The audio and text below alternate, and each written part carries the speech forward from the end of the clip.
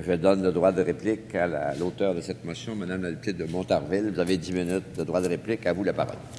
Merci beaucoup, M. le Président. J'aimerais tout de suite répliquer, mais enfin, surtout un commentaire. À la lumière des propos de la députée de Crémazie, ce que je comprends, ce que je vois du gouvernement, c'est qu'il discrimine lui-même entre les commissaires Bouchard et Taylor. Le gouvernement préfère M. Taylor, qui renie sa parole. Alors, nous préférons M. Bouchard, qui, lui, persiste et signe. Et il l'a répété il y a quelques jours à peine.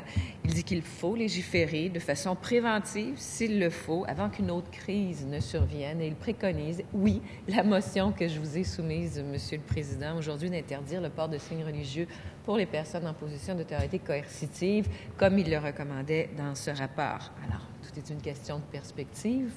Qui dit vrai? Qui a raison? Une chose demeure, cependant, les citoyens, eux, s'en souviennent du rapport Bouchard-Taylor. Et force est de constater que depuis une dizaine d'années, ça n'a pas bougé. Et il n'y a rien eu.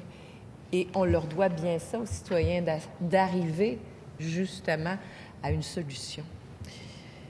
Par ailleurs, la députée de Crémazie nous a dit d'aller voir sur le terrain ce que vivent certaines personnes. Alors, je lui répondrai en toute amitié, nous sommes sur le terrain. Nous entendons les gens et je lui dirai, et pas plus tard que dimanche encore, des citoyens, des Québécois, des Canadiens, des Canadiennes, des Québécoises de confession musulmane viennent me voir et me disent, Madame la députée, de grâce, légiférez, faites quelque chose. Nous avons quitté des pays où nous étions opprimés. Je pense entre autres aux Algériens. Les Algériens, dans les années 90, il y a eu une grande vague d'immigration, puis on les a accueillis à bras ouverts, des gens extraordinaires, et ils ont fui l'oppression des islamistes radicaux dans leur pays. Je vous rappelle, et peut-être que certains députés l'ignorent, qu'il y a eu 200 000 morts en Algérie. Et ces gens-là viennent nous dire, écoutez, faites attention, de grâce, légiférez et acceptez au moins Bouchard-Taylor. Au moins, faites en sorte que les fonctionnaires de l'État en position d'autorité coercitive, c'est pas n'importe qui, là, Monsieur le Président. Puis on n'est pas dans l'espace public, puis on n'est pas fait les gens. On est vraiment dans l'État. Et on est vraiment au cœur même de ces fonctionnaires qui ont une position pas comme les autres, qui ont un droit de vie ou de mort sur les contribuables, sur les citoyens. Et ce que nous disent ces gens-là, ces citoyens, ces Québécois, ces Canadiennes, de confession musulmane, nous dit il faut interdire le port de signes religieux, c'est ces gens. Vous savez quoi? Je les écoute, je les entends, je les reçois, je les accueille à bras ouverts. Et ils me disent, le Parti libéral ne nous entend plus, le Parti libéral ne nous écoute plus. Force est de constater que le Parti libéral ne protège que les intégristes religieux. Et on a même entendu M. le Premier ministre nous dire que l'intégrisme religieux, c'est un choix personnel. Soit. Mais ces gens-là, je répondrai à la députée de Crémazie, je les entends. Et leurs préoccupations me rejoignent. Ils vivent avec nous, mais ils ont vécu d'autres choses. Il faut écouter leur passé.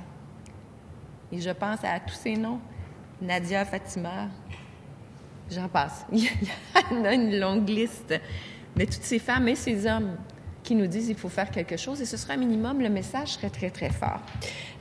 Maintenant, la ministre de nous dire qu'il n'y avait pas d'arguments juridiques. Bon, je vais y en donner des arguments juridiques. D'abord, première chose, quand la ministre nous dit que 90% des recommandations de la commission Bouchard-Taylor, des conclusions de la commission ont été adoptées, je dois la corriger parce que M. Bouchard lui-même dit « c'est faux ». C'est 30%. Alors, elle a un petit peu induit la population en erreur ici en disant que c'était 90% parce que le signataire des recommandations nous dit non, c'est 30%. Je vais vous entendre, mais j'ai écouté religieusement, je vous écoute. Oui, puis je vous remercie de m'entendre, M. le Président, avant de juger. Ça serait une bonne idée de votre part comme président.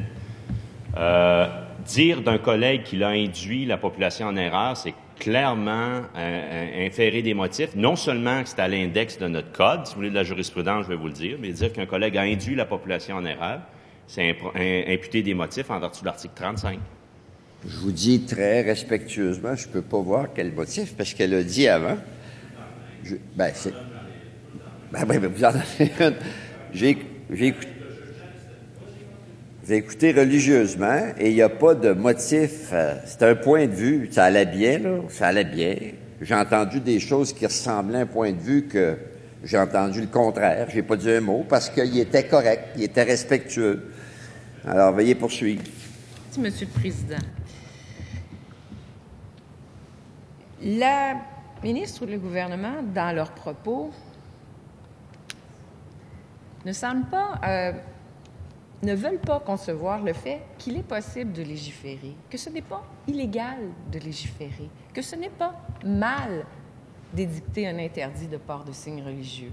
Légalement parlant, les gouvernements ont le pouvoir d'interdire les signes religieux. Ils ont également le droit de le faire. Et tout est une question de choix politique et de courage politique. Madame la ministre nous dit, nous respectons les libertés individuelles, c'est dans notre ADN. Je veux bien. Mais moi, je lui dis, que fait-elle des libertés collectives? Parce qu'il y a aussi ça qu'il faut prendre en considération. Et le premier ministre nous dit que ces principes ne sont pas marchandables. Soit. Mais en contrepartie, il demande aux Québécois, lui, de marchander ses principes, de marchander ses droits collectifs. Près de 80 des Québécois sont d'accord avec le compromis proposé par la CAQ, d'accord avec Bouchard-Taylor. Interdire le port de signes religieux chez ces personnes en position d'autorité coercitive, juges, procureur de la Couronne, gardiens de prison et policiers. Pour notre part, nos principes sont clairs, ils ont toujours été, nous défendons la même position depuis 2013. À la conception d'une société strictement canadienne et multiculturaliste du Parti libéral, nous continuerons de proposer le modèle laïque québécois, le modèle de société auquel aspire la vaste majorité des Québécois.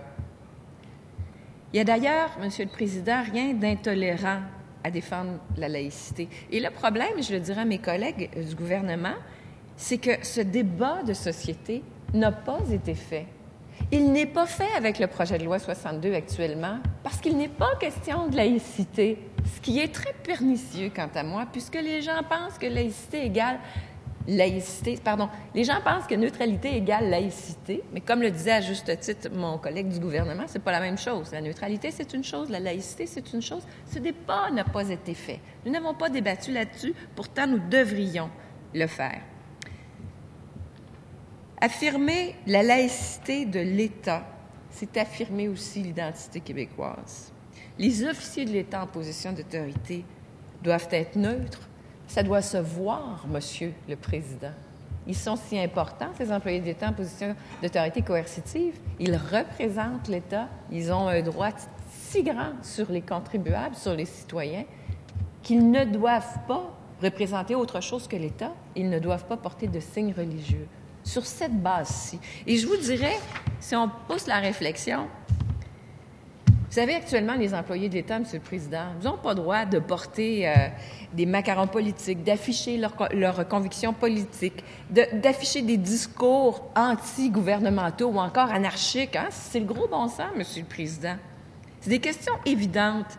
Mais pour nous, d'exiger des fonctionnaires de l'État en position d'autorité coercitive qu'ils s'affichent d'une parfaite neutralité, c'est pas de la discrimination volontaire, c'est également le gros bon sens. Et là, si on veut parler de droit et d'atteinte aux droits des libertés des individus, je vais suivre la ministre de la logique. Donc, on peut atteindre les droits de conscience des gens. Hein? Je veux porter mon macaron de la CAQ, je ne peux pas. On porte atteinte à mes droits. Cependant, si je veux porter un signe religieux, là, c'est parfait. Donc, on peut porter atteinte aux droits de conscience, mais pas porter atteinte aux droits de religion. Qu'est-ce que c'est que ça?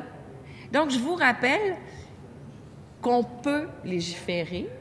Nous soumettons au gouvernement qu'on pourrait justement trouver un chemin de passage si minimalement le gouvernement voulait accepter la motion que j'ai déposée. Et je vous rappellerai que durant les auditions que nous avons eues, Monsieur le Président, la grande majorité des groupes qui sont venus nous parler ont tous dit que ce n'était pas un bon projet de loi. Ils nous ont tous dit qu'il fallait même ou l'amender très sévèrement ou le rejeter.